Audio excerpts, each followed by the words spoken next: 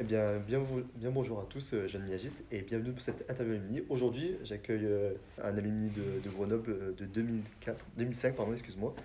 Et je suis très content de t'accueillir. Et aujourd'hui, je vais te poser quelques questions, si tu me permets, bien sûr. Et j'aimerais d'abord que tu te présentes et que tu présentes ton parcours au sein de la Miage de Grenoble. D'accord, bah écoute David, merci pour l'opportunité tout d'abord de me recevoir ici. Donc je m'appelle Cédric Ligné, j'ai suivi une formation bac scientifique à la base et je voulais m'orienter dans une filière classique, donc DUG, maîtrise, licence, qui était à l'époque très classique. Et j'ai découvert le MIAGE après ma première année de bac et donc j'ai terminé, je suis allé jusqu'au MIAGE 2 que j'ai pris en apprentissage. Donc voilà pour ma formation au niveau de la MIAGE. Et maintenant, du coup, qu'est-ce que tu fais actuellement? Je pense que beaucoup de nos interlocuteurs se posent la question, qu'est-ce que tu fais actuellement maintenant? Alors actuellement, eh ben, écoute, je passe mon temps à explorer, Mhm. faire énormément de voyages. J'ai depuis 2018 avec ma femme, on a eu l'opportunité justement de mettre le voyage en avant. D'accord? Donc c'est vraiment, on va dire que c'est assez atypique. Parce que la plupart des gens, je viens juste d'avoir 40 ans, sont encore dans le mode du travail. Mais grâce à mon parcours professionnel, j'ai pu justement arriver à cet état. Et donc voilà, donc on voyage, on passe énormément de temps aussi en famille, que je n'ai pas vu par le fait que je suis parti aux États-Unis pendant plus de 10 ans. Euh, D'accord. et voilà, donc beaucoup d'exploration, d'apprentissage nouveau sur des choses qui nous tiennent Mhm. très à cœur et du temps avec des amis et la famille. D'accord, donc en un mot, je pourrais résumer, tu es un peu ce qu'on appelle actuellement un digital nomade. Et du coup, par rapport à ça, par rapport à la mienne, du coup, est-ce que tu aurais une anecdote ou un bon souvenir à nous dire? Que ce soit un événement, peut-être pendant les JNM par exemple, dont tu m'as parlé. Juste à seul. En Ouais, fait, je vais t'en donner deux. d'accord, Je pas de pense souci. que au niveau des JNM, on avait fait les JNM de Lyon. Alors, je ne me rappelle Mhm. plus exactement de l'année, mais la soirée s'était faite dans un casino et c'était énorme. À l'époque, on n'en revenait pas, qu'on avait pu arriver à avoir un lieu si prestigieux sur Lyon. Donc ça, c'était une très très belle expérience avec tous mes camarades de promo. Et une autre expérience qui était plus, on va dire, un peu technique et un peu geek, Mhm. quand on a fait le master, le M de Miage en apprentissage à Grenoble, Ouais, Cyril Desmoulins, donc le directeur de la formation, qui est toujours le directeur actuel, avait pu signer un deal avec Hewlett Packard pour que ces derniers nous équipent. Donc on avait à peu près une vingtaine d'étudiants avec ces tablettes. Alors je ne sais pas si tu vois à quoi ça ressemble, c'est des ouais, tablettes. Donc ça ressemblait à des iPads, alors que les iPads n'étaient pas encore trop sortis. C'est une sorte de PC qui avait un clavier qui se déployait. Et donc, on ouais, je utilisait vois très ça bien. à la fois en apprentissage pour suivre les Mhm. cours. On avait un stylet Ouais. pour la prise de notes, donc une sorte d'avoir notre propre portable, Mhm. et à la fois également sur l'entreprise. Et donc, c'était à cette époque, donc 2004, Ouais, on était l'une des premières formations à avoir un tel équipement ouais. électronique, informatique fourni par la formation. Et du coup, moi, je vais surtout revenir sur ton expérience par rapport au rachat de la société en fait, dans laquelle tu travaillais par Yahoo. Mhm. Du coup, après, du coup, tu es allé en Californie. Et qu'est-ce que ça t'a changé en toi, en fait, ce départ, en fait? Mhm. Je sais que tu avais beaucoup la volonté de vouloir partir à l'étranger, mais du coup, qu'est-ce qui t'a vraiment fait sauter le pas, quoi? Et en quoi ça t'a vraiment changé, toi, dans ta manière de travailler, au niveau mental, et est-ce qu'au niveau de ta famille, tu as eu des manques? D'accord. Est-ce que tu peux m'expliquer quelques mots, c'est tout? Oui, bien sûr. Donc, j'ai travaillé donc pour Kelkoo en Mhm. France, qui a été racheté par donc Yahoo juste quelques mois après l'intégration de mon côté par la société. Bien entendu, le rachat entre le moment de l'annonce et le moment de l'effectivité, que ça devient effectif, il y a pas vraiment de changement. Donc, c'est vraiment après, au bout de 2 ans, qu'on a commencé à avoir les changements.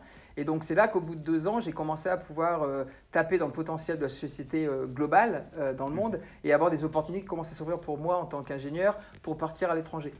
Euh, Qu'est-ce qui m'a motivé? C'est juste le fait inouï d'avoir la possibilité dans la Silicon Valley en tant qu'ingénieur en Grenoble. Personne en Californie connaît Grenoble. Donc Mhm. cette opportunité de passerelle, pour moi, je l'ai trouvée énorme. Donc j'ai pas vraiment hésité pour ça. Et qu'est-ce que cela m'a appris? Donc sur un plan professionnel, je pense que j'ai vu un pays, et en partie l'État de Californie, qui se concentre énormément sur le pragmatisme et qui reconnaît les gens pas vraiment, pas autant pour leur diplôme et leur Mhm. éducation, mais plutôt pour vraiment pour ce qu'ils sont capables de faire sur le terrain. Et D'accord. ça, moi, j'ai vraiment aimé parce que bien que la formation MIAGE m'a apporté énormément au début, après, les évolutions de carrière que j'ai effectuées, c'était grâce à cet environnement qui justement aidait les gens du moment qu'on on te donne ta chance, du moment que tu as la niaque et que tu as les choses, tu fais la recherche de ton côté, tu acquiers les skills nécessaires pour faire cela. D'accord. Donc ça, on va dire, c'était le gros apport côté professionnel. Côté personnel, du coup, ça a été me rendre compte qu'en France, on est quand même, on a un cadre de vie qui est quand même très très bien, avec un rapport travail-famille et équilibre qui est assez équilibré. Alors qu'aux États-Unis, effectivement, la Silicon Valley, il y a de très très bons projets, de très belles startups, mais les gens travaillent énormément. Donc ça peut être bien sûr en semaine, mais aussi le soir quand ils sont chez eux, et même le week-end, parce qu'ils sont tout le temps connectés, ils n'arrivent pas à différencier les deux. Donc j'ai dû énormément me rendre compte de ça et mettre en place des barrières pour ne pas me faire bouffer et pour ne pas avoir une vie juste orientée sur du travail. Oui, du coup, tu travaillais pour vivre et au lieu de ça, la culture américaine, c'est plus vivre pour le travail, quoi. Et toi, clairement, cette culture, on va dire, française, t'a permis en fait de bien vivre quand même une expérience sans trop, on va dire, te faire dévorer par cet environnement justement où en fait le travail est vraiment, on va dire, précurseur dans la vie et vraiment mis en avant, quoi. Tout à fait. Et du coup, voilà, je pouvais avoir quand même mes week-ends. Bien si de temps en temps, il y avait besoin de donner, il y a quelque chose qui était important qu'il fallait faire, j'ai quand même, la raison pour laquelle je suis allé en Californie au-delà du travail, c'était quand même l'environnement aussi pour voyager. Comme je disais, actuellement, on adore le voyage, c'est parce que j'ai toujours aimé voyager. Donc, aller dans un nouveau pays, explorer, passer le temps le week-end et pendant les vacances et quelques semaines de vacances pour découvrir le pays aussi.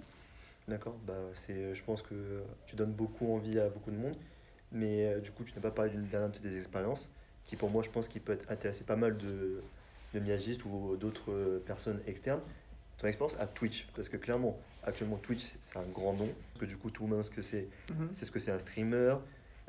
Twitch, du coup, c'est une plateforme de streaming où beaucoup de personnes actuellement streament du contenu divertissant. Et du coup, ma question, c'est qu'est-ce que c'est un Senior Technical Program Manager? Du coup, ça correspond à quoi? Non, du coup, c'est bien que tu poses la question, David. Donc, Senior Technical Program Manager, donc si je décompose, donc Senior, effectivement, c'est la seniorité au niveau du poste. Technical Program Manager, du coup, c'est un Program Manager qui est technique. Donc qui a une compétence très technique, ce qui est parfait pour moi vu que je viens d'une formation technique informatique développement. Et Program Manager, c'est en gros un chef de projet plus. Donc quelqu'un qui va... Le Project Manager, en général, il va gérer un projet avec une équipe. Le Program Manager, il gère des programmes qui, en gros, un groupe de projets, un ensemble de projets.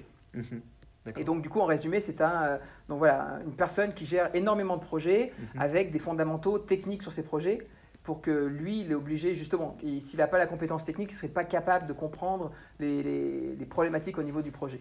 Moi, je voulais surtout après rebondir sur quelque chose. Aux États-Unis, aux US, est-ce que tu recommanderais cette destination?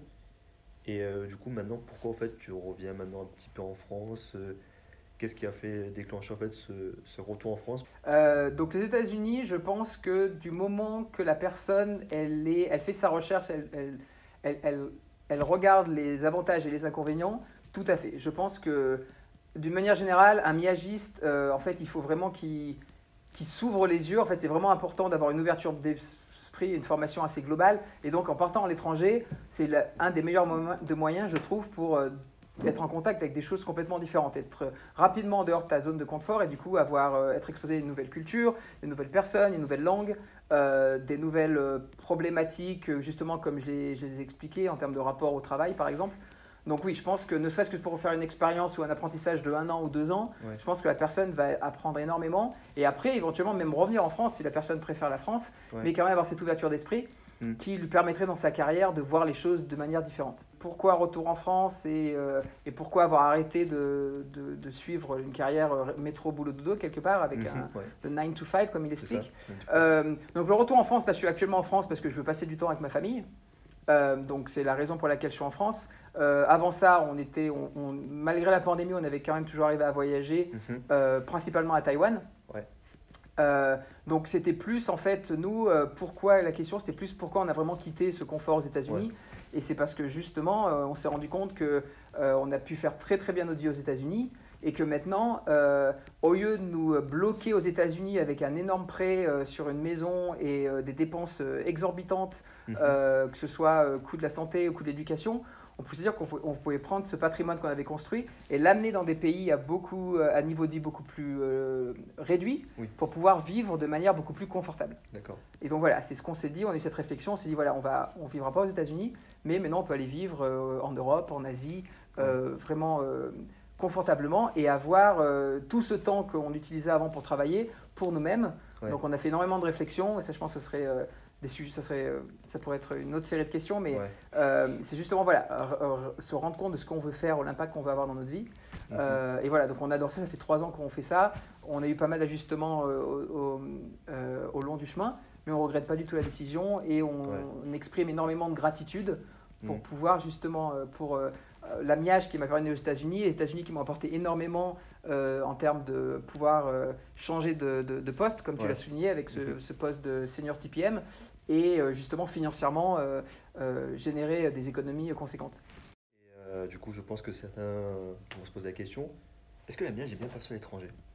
Alors là, par contre, je vais te décevoir, David, mais en tout cas aux États-Unis, personne ne connaît la Miage. De manière générale, c'est pas que le cas de la Miage. Hein. Alors, j'ai pas vérifié depuis les 5 dernières années, mais parce que je sais que la Miage a beaucoup plus évolué depuis 2004 en termes de reconnaissance justement au niveau français et même vis-à-vis des écoles d'ingénieurs. Mais je pense je prends l'exemple de la Californie parce que c'est là où j'ai vécu le plus longtemps. Ils connaissent très très peu de diplômes étrangers. À part peut-être HEC ou vraiment les top 5 schools à Paris.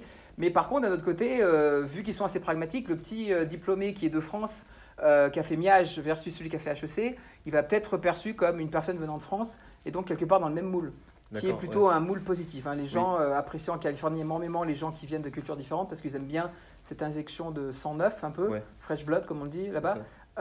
Donc, même si ce n'est pas connu, je pense qu'un miagiste sera accueilli les bras ouverts et pourra apporter énormément de valeur à la culture américaine. Mais du coup, aujourd'hui, si je te proposais de refaire la Miage, est-ce que tu le ferais? Je pense que oui, parce que ça faisait partie de mes meilleures années. C'était de belles expériences. J'ai vu des camarades, de gros fous rires et ça n'a pas été... Alors je sais pas, c'est de ma personnalité, mais j'étais jamais dans des situations au niveau de la formation où je me disais non mais c'était toujours attachant ou intéressant pour moi. Et maintenant, si je pourrais le faire maintenant avec tout ce que j'ai appris, je le ferais complètement différemment. Aussi. Tout à fait. Donc oui. Pour terminer le dernier mot à la fin, si tu avais un seul conseil à donner à nos miagistes, qu'est-ce que ce serait? Alors un seul conseil pour les miagistes, je pense que ça va être très très philosophique, c'est quelque chose qui me tient à cœur. C'est faites en sorte que dans votre carrière, vous n'ayez jamais de regrets et que tous les choix que vous les faites vraiment pour vous-même et vous ne les faites pas parce que vos camarades de promo le font ou la société vous dit de faire ceci, cela. Remettez tout en cause et faites vraiment les choses qui vous font plaisir parce qu'au final, c'est les choses qui comptent le plus. D'accord, je te remercie Cédric. En tout cas, ça a été un plaisir de t'accueillir. Et je vous remercie pour votre attention et on se dit à une prochaine fois pour notre interview pour Miage Connection.